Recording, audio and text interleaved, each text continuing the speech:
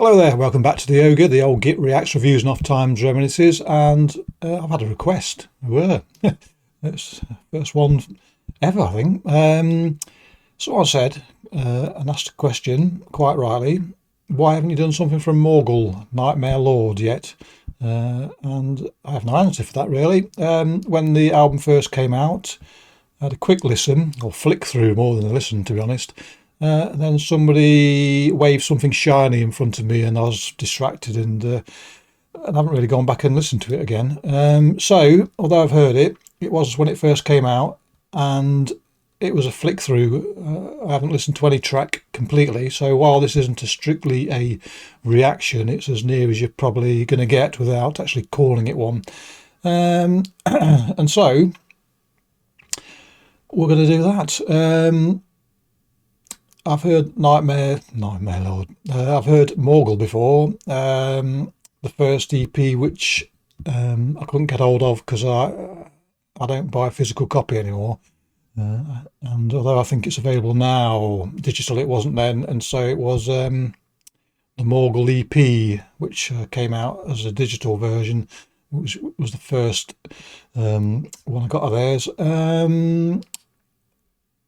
And you can only really call it infectious. There's a joie de vivre, or joie de vivre, however you say it, about that EP. So let's see if that's repeating itself on this, shall we? Let's go.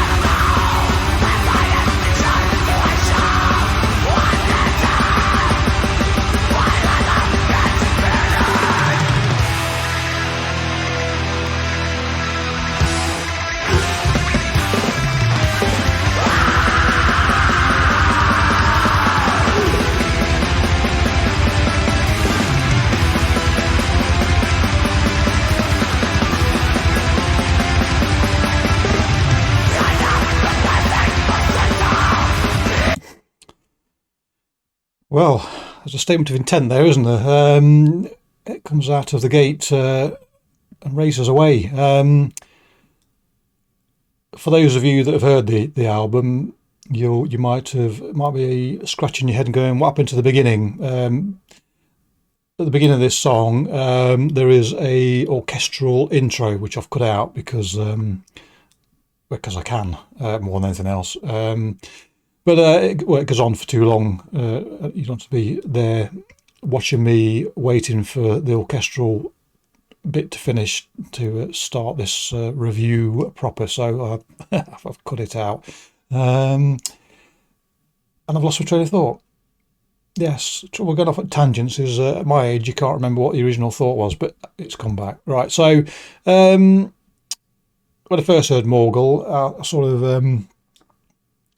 ummed and ahed about what it was. Not that it really matters what it is, but about the influences. So it's black metal with a thick vein of heavy metal running through it, or so I thought. I've pondered upon that, not for too long to be honest, but I have pondered upon it. And for me, there's the melodies that come out on here are basically punk rock melody on crack or speed. I don't quite acquaint them with heavy metal the way I initially thought I did. Although of course there are heavy metal elements in this, but yeah. So it's a trouble when you think too much, and I find thinking quite hard nowadays. But when you think too much, your view does change, doesn't it?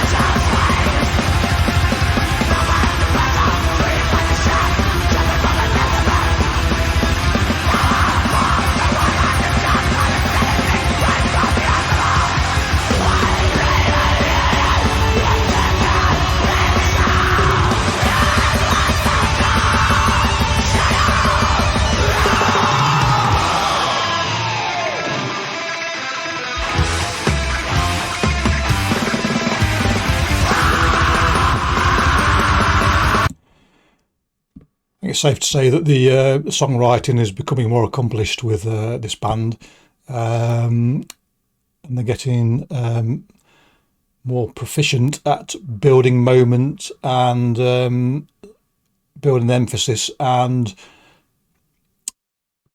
building character into a song, giving it a storytelling capability, if you will. I watched a week or so ago a live recording of Morgal, and I have to say the lead guitarist, it's his fidget black metal. His fretboard fingers never stop. They just fly around, and it's got to be one of the busiest hands in metal. I suppose the danger with him is if you pass him a full glass of beer to his fretboard hand after a gig, or at any time probably, it'll just fly away, because I can't imagine after the frenetic antics he performs on his fretboard, that when he stops, his hand actually stops with it. It must be muscle memory, must just keep going, and that hand just keeps going. So if you want to buy this guy a beer, pass it to him in his strumming hand, probably safest, unless you want to soak him. Yes.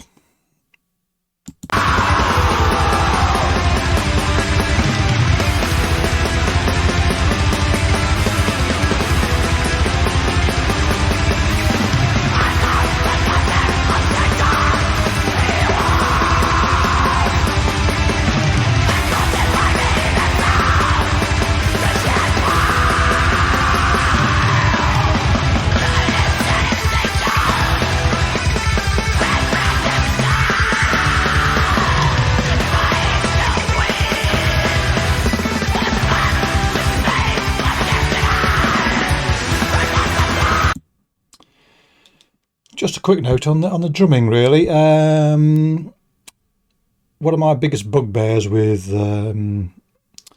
any genre of guitar-based music really is when something is quite fleet and fast, such as this.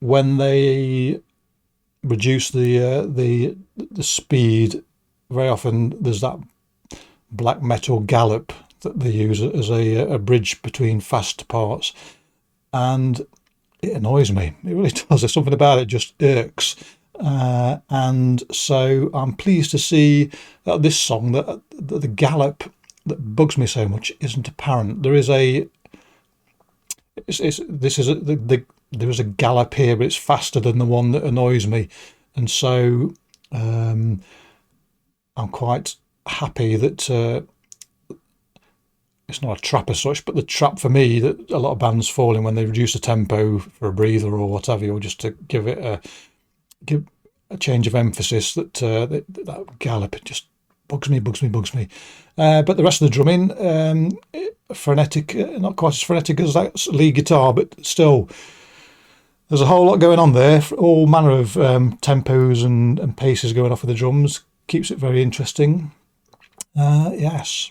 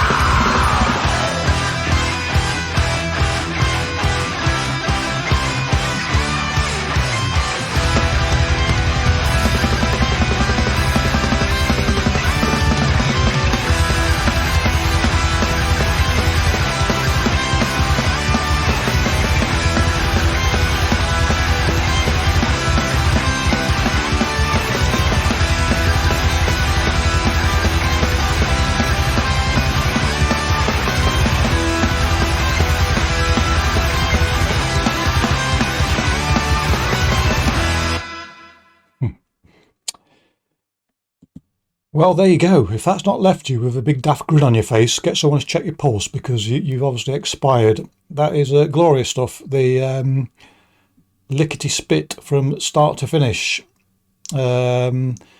And I mean that is a Morgal's motif really. That hyperactive guitar is something that features throughout their work. And as I say, how his hands don't drop off at the end of a gig, I don't know. What it was something to behold watching him play. Anyway, that was, and the cover, I suppose, hints at it. That was fun. It's not taking itself too seriously. That it is. It should leave you with a smile on your face rather than a rictus grin. So there's nothing more to be said. It's another one of those sort of bands that speak for themselves and doesn't need any, not that I'm ever eloquent, but it doesn't need any explanation or analysis. It either moves you or it doesn't. And this one definitely moves. Fantastic. Anyway, clicky bollocks if you want. Catch you all next time. Cheerio.